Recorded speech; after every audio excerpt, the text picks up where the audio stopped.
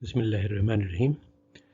Because of the tremendous stature of Kant in Western philosophy, it is only very recently that a few people have looked into his writings and used these words, white supremacist and misogynist, which actually are fairly accurate representations of what he said.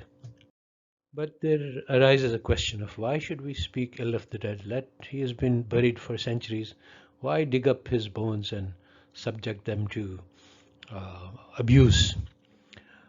There is a reason why we must undertake this project, because Kant actually has a reputation for being universal and cosmopolitan.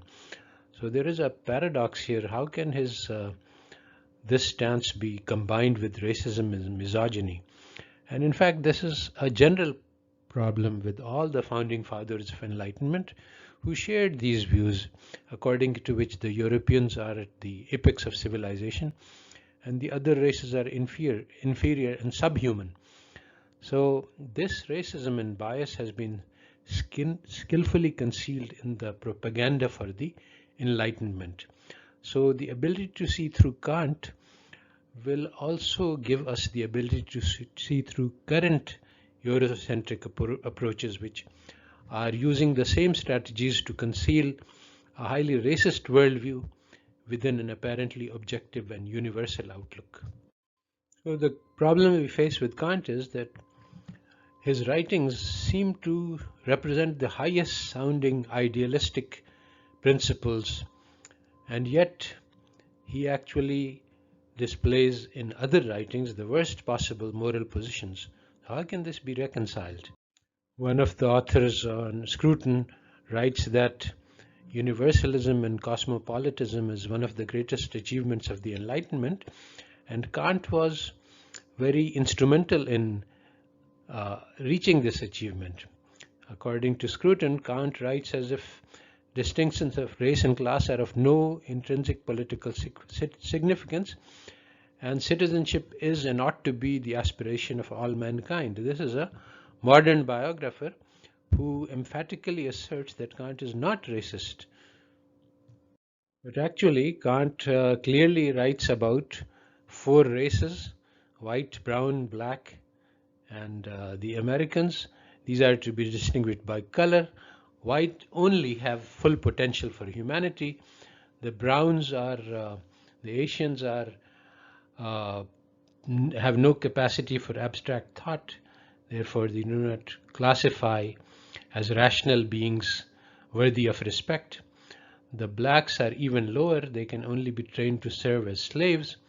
And the Americans are not even capable of serving as slaves, so they are just a species of animal.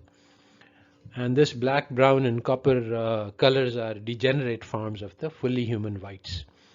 Mixing of races, which would be one possibility to elevate the degenerate, is not permissible according to Kant. It can only lead to further degeneration. So there is no hope for the other races except that they will die out in the future. In conformity with his views that Negroes are only fit to be slaves, he explained how we can train Negroes by whipping them in such a way as to inflict maximum pain without causing death. Kant makes statements which have a apparently general application. All rational men are entitled to respect. The generous interpretation of it is that men refers to all mankind, including women, of course, and rationality is just a simple condition which means that the senile, the children, the mentally deficient may be treated in a parental manner. But the actual meaning of Kant, according to his other writings, is that men is strictly man, women are not actually capable of rational thought. And basically, rationality is again defined by Kant in a very special way. And so only white Europeans are capable of rational thought. So what appears to be a universal and cosmopolitan statement is actually saying that only white Europeans are entitled to respect, and all other species of men, races, are subspecies, subhuman, and not entitled to treatment like human beings. It is little known today that the majority of Kant's lectures and life work, concerned anthropology, and he played a critical role in the invention of the concept of race. The problem facing Kant and his contemporaries was that there was seemed, while race as defined as characteristics, color, and other characteristics seemed to be well defined and was a word in use, there was no, all human species were interfertile and produced fertile offspring. So according to standard criteria, there was no biological difference and there was no scientific basis for differentiating races. Kant created a very complex and convoluted argument, which is actually false, but he provided support for the idea that there was a difference in races and that this difference would persist, and thereby provided the scientific grounding to the theory of race, which had fatal consequences in the future. This article by Stella Sandford explains the very convoluted argument of Kant, which supposes that there are races and there is a diversity, and this cannot be overcome. The races are not going to, even if the race differentiation occurred due to climate change, then it seems likely that logical that climate change would could reverse this change. But Kant argues that no, it cannot be done. And the explanation is not empirical, it's teleological. It assigns to nature a purpose. But so the Kant's explanation is purely bunkum, but because of his prestige and status, people without understanding what he was saying accepted it, and this became the basis for later scientific developments of race theory.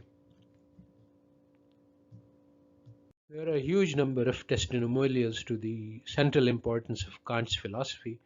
One of them is cited on this page, but there are so many articles and books praising Kant, both his philosophy and his character. But is it really true that Kant's philosophy is extraordinary? Sebastian, whom we referred to, Gardner, who referred to in last page, says that nearly every sentence in the book poses difficulties in interpretation.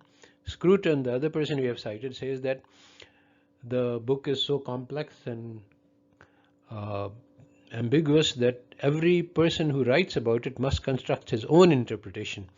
And anybody who constructs a clear interpretation is criticized as that you haven't understood Kant, because the original is so convoluted that almost anything is possible to take as an interpretation. Many have come to the obvious conclusion that there is so much confusion about what Kant said because Kant himself was confused. After all, there's a physicist Feynman's principle that if you can't explain it clearly, you don't understand it yourself. If we look at the central contributions of Kant, we find that they are either false or non-conclusive. There are places where he really went astray. He argued that time and space are categories of our mind which we project onto the external reality. This is really a bold assumption, but it is false. This is not true, and this can be established. And similarly, there was a central problem of philosophy was that how do we reconcile Newtonian determinism with free will and moral responsibility?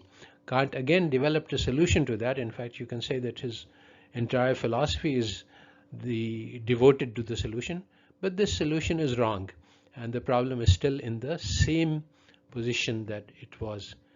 So Kant didn't really contribute anything to the advance of philosophy. Kant's racist theories have had devastating consequences. He believed in chattel slavery and argued for the rights of the master to whip the slave to death. He believed in white supremacy. All other races would go extinct.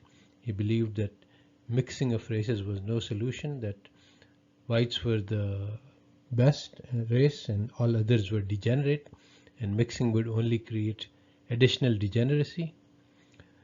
His main contribution was to provide an apparently scientific solution to the problem of how races can coexist and interbreed but still be distinct. And this solution became widely accepted, even though it was wrong, and it became the basis for nationalism, racism, and wars leading to deaths of millions and misery of billions, all of which continues to this day in disguised forms. So the assumption that whites are the only fully human races, all other races are degenerates, barbarians, savages, and can never improve, was the basis for the incredible horrors of the global conquest, in which genocide, mass murder, and ways of inhuman treatment of others was extensive and very common. There exist a huge number of books arguing that the global conquest by the West was due to their superior intelligence and honesty, bravery, intelligence, science and technology, etc. But a number of authors who have looked at this carefully have come to the conclusion that it was due to a comparative advantage in violence. There were centuries of savagery in Europe which led to a military revolution. And in addition, the moral theories, abandonment of all moral barriers was an essential element of the ruthless and brutal global conquest. There's a lot of evidence for the thesis that the development of immorality and a complete indifference to human lives, lack of compassion, solely use of rational calculation without any feelings is responsible for the state of affairs we see today. Zygmunt Bauman has argued in his book that the Holocaust was a natural result of the Enlightenment philosophy, which continues to this day in destruction of countries like Afghanistan, Iraq, Libya, and many other non-Western countries have been done for the sake of so-called progress of civilization. Kant is known as the greatest moral philosopher of the past few centuries, and he is actually the founder of the theory that there are persons and there are sub-persons or subhumans.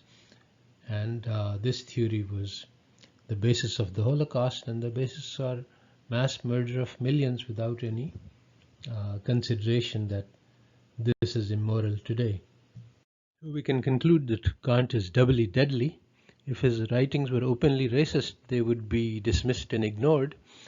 But the fact that they have a beautiful, universal and cosmopolitan appearance, while at the same time concealing a deadly misogynist and racist attitude, this makes them especially potent, because the same types of attitudes are prevalent today, where people hypocritically claim the highest standards of human behavior and at the same time do the lowest kind of thing.